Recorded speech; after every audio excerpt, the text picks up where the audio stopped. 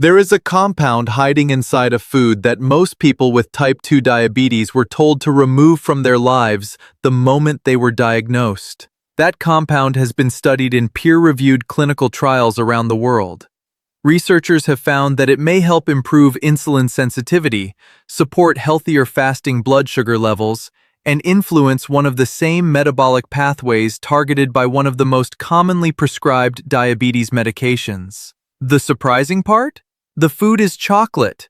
Not the candy bars sitting beside grocery store checkout lanes, not the heavily sweetened products marketed as treats. A specific category of chocolate products that many people with diabetes have spent years avoiding out of fear. And in some cases, that fear may have caused them to miss a useful nutritional tool. Before we talk about the 5 types, it is important to understand the mechanism that makes this entire discussion possible. Because once the biology becomes clear, the rest of the conversation makes much more sense. Inside the cacao bean lives a family of plant compounds known as polyphenols. 2 of the most important are epicatechin and catechin. These compounds affect the body through several different pathways. The first involves something called AMPK. AMPK acts as an energy sensor inside cells. When activated, it encourages muscle cells to absorb glucose from the bloodstream more efficiently. Think of it this way. In type 2 diabetes, insulin signaling often becomes less effective. The normal route for moving glucose into cells starts to struggle. AMPK provides another pathway, almost like opening a side door when the main entrance is crowded. Research has shown that compounds found in cacao can influence this pathway. The second mechanism involves the endothelium. The endothelium is the thin lining inside blood vessels. Healthy endothelial function plays an important role in insulin signaling and cardiovascular health. Chronic inflammation can damage this lining over time. Multiple clinical trials have found that cacao flavonoids may help support healthier endothelial function. The third mechanism involves the gut microbiome. Cacao polyphenols appear to support beneficial bacteria, including strains that produce compounds linked to improved insulin sensitivity and reduced inflammation. So we have 3 different mechanisms working together: better glucose handling, healthier blood vessels, and support for beneficial gut bacteria. This is not folklore, this is biology. But there is one important detail. Every step of chocolate processing destroys some of these valuable compounds. The more heavily processed the product becomes, the fewer beneficial polyphenols survive. That is why not all chocolate products are created equal. And that brings us to the first type on the list. Type 1. Dark chocolate at 70% cacao. This is where most people should begin, not because it contains the highest concentration of beneficial compounds, but because it offers a practical balance between taste and metabolic impact. Many people assume all chocolate affects blood sugar the same way. It does not. The glycemic index of a quality 70% dark chocolate is typically around 23. For comparison, table sugar sits around 65. Many common breads score significantly higher. That difference matters. The combination of cacao fiber and cacao fat slows digestion and delays glucose absorption. Instead of creating a rapid spike, glucose enters the bloodstream more gradually. Several clinical studies have found that moderate consumption of cocoa products is associated with improvements in fasting blood glucose, inflammatory markers, and cholesterol profiles in people with type 2 diabetes. The amount matters. The evidence generally supports about 20 to 30 grams per day. That is roughly 2 to 3 small squares. Not half a chocolate bar. Not unlimited portions. Just a modest amount consumed consistently. One interesting pattern appears again and again. Many people remove chocolate completely after receiving a diabetes diagnosis. A few weeks later, they begin replacing it with crackers, dried fruit, granola bars, or packaged snack foods. Ironically, many of those replacements have a much greater impact on blood sugar than the chocolate they eliminated. A planned portion of quality dark chocolate is often a better choice than an unplanned evening snack. But there is a trap hidden in this category, and most people never notice it. Turn the package over. Ignore the front. Ignore the marketing. Go straight to the ingredient list. The first ingredient should be cacao mass or cacao paste. If sugar appears first, the product is not what it appears to be. The front of the package is marketing. The ingredient list is the truth. Type 2. Dark chocolate at 85% cacao and above. This is where the science becomes even more interesting. As cacao content increases from 70% to 85%, two important changes occur at the same time. First, flavonoid concentration rises substantially. Second, sugar content drops significantly. In other words, more beneficial compounds, less sugar. Several clinical trials using chocolate in the 84% to 85% cacao range have documented improvements in fasting glucose, HbA1c, cholesterol levels, triglycerides, and inflammatory markers. The reason may be connected to inflammation itself. Chronic inflammation interferes with insulin signaling. When inflammatory markers decline, insulin sensitivity often improves. There is also a practical advantage that many people discover. 85% chocolate naturally limits portion size. The flavor is richer. The bitterness is stronger. 1 or 2 squares often feel satisfying. People frequently find themselves eating less without relying on willpower. But there is another label trap hiding here. Some manufacturers use a process called Dutch processing, also known as alkalization. This treatment reduces bitterness. Unfortunately, it can also destroy a significant portion of the flavonoids. Look for terms such as natural cacao, non-alkalized cacao. And be cautious if you see processed with alkali, Dutch processed, because once those flavonoids are gone, they cannot be recovered. And the next type on this list contains even more of them. Type 3. Cacao nibs. This is the type most people walk right past in the grocery store. They do not look like chocolate. They look more like small pieces of roasted coffee beans or even gravel. And because of that, most shoppers never give them a second look. From a nutritional standpoint, that is a mistake. Cacao nibs are simply roasted cacao beans that have been cracked into small pieces. That means they bypass many of the manufacturing steps used to create chocolate bars. No extensive tempering, no molding, no added sugars, no fillers, just cacao in one of its least processed forms. And that matters because every manufacturing step has the potential to reduce the amount of beneficial flavonoids that survive to the final product. Cacao nibs preserve far more of what was naturally present in the original bean. Their glycemic impact is extremely low. There is no added sugar, no milk solids, no sweeteners, just cacao fiber, cacao fat, and a concentrated supply of polyphenols.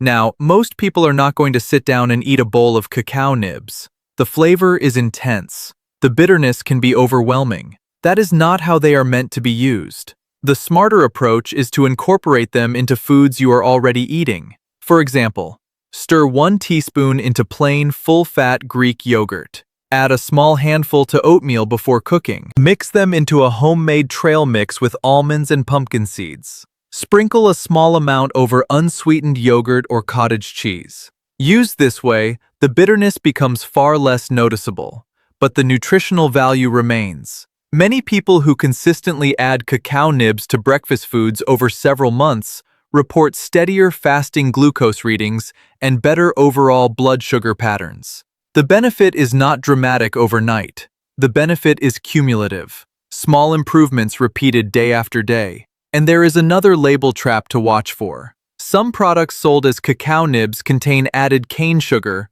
coconut sugar, or sweeteners. Do not rely on words like natural, pure, premium. Those words have very little meaning. Instead, look directly at the ingredient list. It should contain exactly one ingredient: cacao nibs or roasted cacao beans. Nothing more, nothing less. Type 4. Sugar-free chocolate, sweetened with monk fruit or erythritol. This is the category that surprises most people, because many individuals with diabetes assume all sugar-free chocolate products are automatically safe choices. Unfortunately, that is not true. This category requires more attention than any other on the list. The first thing to understand is that not all sweeteners behave the same way. Monk fruit sweeteners contain compounds that pass through the digestive system without significantly affecting blood glucose or insulin levels. Research has consistently shown little to no glycemic response from monk fruit. Erythritol works differently. It is a sugar alcohol with a glycemic index that is essentially zero. Unlike many other sugar alcohols, most of it is absorbed before reaching the large intestine, which reduces digestive discomfort for many people. For blood sugar management, both monk fruit and erythritol can be useful options. But there is an important warning that every person with diabetes should know, and it has nothing to do with blood sugar. Before making erythritol a daily part of your routine, there is something important you should know. Recent research has raised questions about its long-term cardiovascular effects. A large study published in 2023 found that individuals with higher blood levels of erythritol had a greater risk of major cardiovascular events, including heart attack and stroke. Researchers also observed increased platelet activity, meaning blood cells appeared more likely to clump together and form clots. A follow-up study reported similar findings. Now, it is important to keep this in perspective. These studies do not prove that erythritol directly causes cardiovascular events. The research is still evolving. Regulatory agencies continue to classify erythritol as safe for use. But for people managing both type 2 diabetes and cardiovascular risk, it is a conversation worth having with a healthcare provider. This is why many experts prefer monk fruit as the primary sweetener when possible. It provides the same zero glycemic advantage without the cardiovascular concerns currently being investigated. But here is the biggest trap in the entire sugar-free chocolate category. Most sugar-free chocolate products are not sweetened with monk fruit, and they are not sweetened with erythritol. They are sweetened with maltitol. That matters a lot. Maltitol has a glycemic index of approximately 52. That is dramatically higher than erythritol and far higher than most people realize. Many people see the words sugar-free on the front of the package and assume it must be blood sugar-friendly. The ingredient list often tells a different story. When evaluating sugar-free chocolate, flip the package over immediately. Look for monk fruit extract, erythritol, stevia glycosides.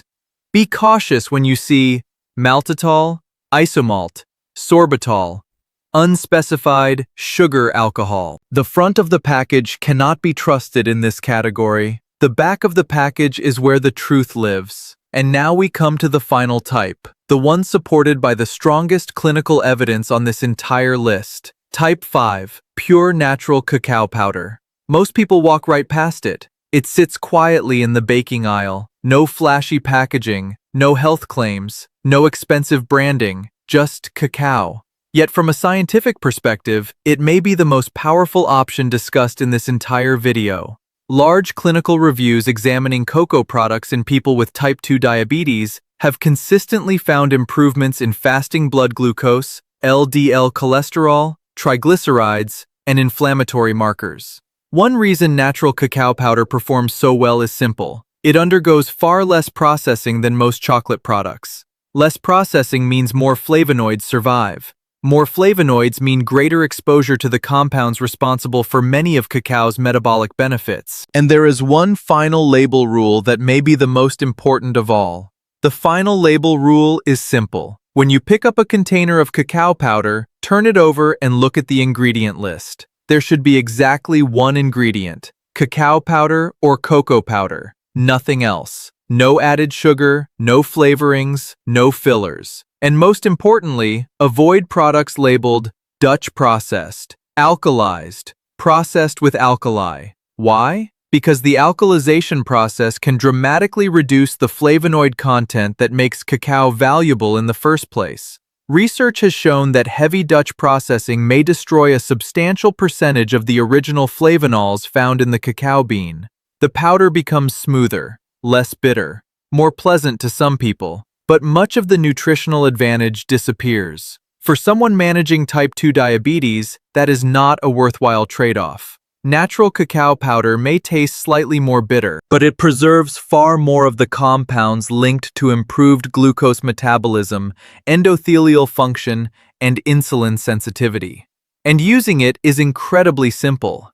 Add 1 tablespoon to morning coffee, plain Greek yogurt, oatmeal, protein smoothies, homemade chia pudding. No complicated recipes, no expensive supplements, just a small daily habit repeated consistently.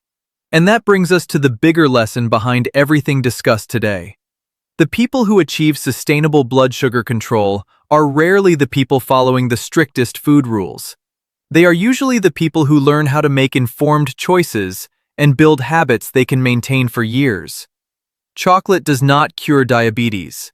Natural cacao powder does not replace medication. And no single food will solve a metabolic condition by itself. But understanding the difference between highly processed products and evidence-based choices gives you options.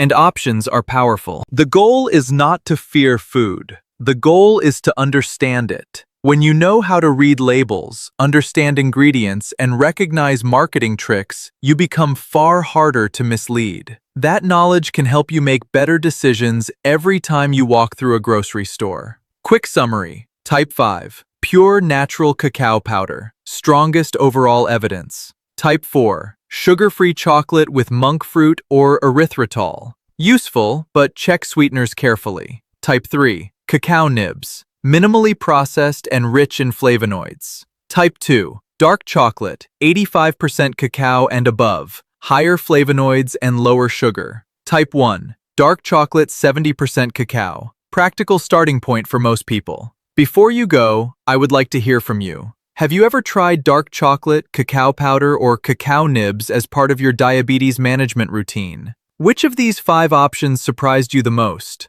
Let us know in the comments below because your experience may help someone else watching. If you found this information useful, take a moment to subscribe and turn on notifications so you never miss future evidence-based health content. And if you know someone living with type 2 diabetes who still believes chocolate must be avoided completely, share this video with them. The right information does not create fear. It creates better choices. Disclaimer. This video is intended for general educational purposes only and should not be considered medical advice, diagnosis, or treatment. Do not stop, change, or adjust any diabetes medication based on information presented here. If you take insulin, metformin, or any other glucose-lowering medication, discuss dietary changes with your healthcare provider. Blood sugar responses are highly individual. Always monitor your personal response and work with your healthcare team when making changes to your routine.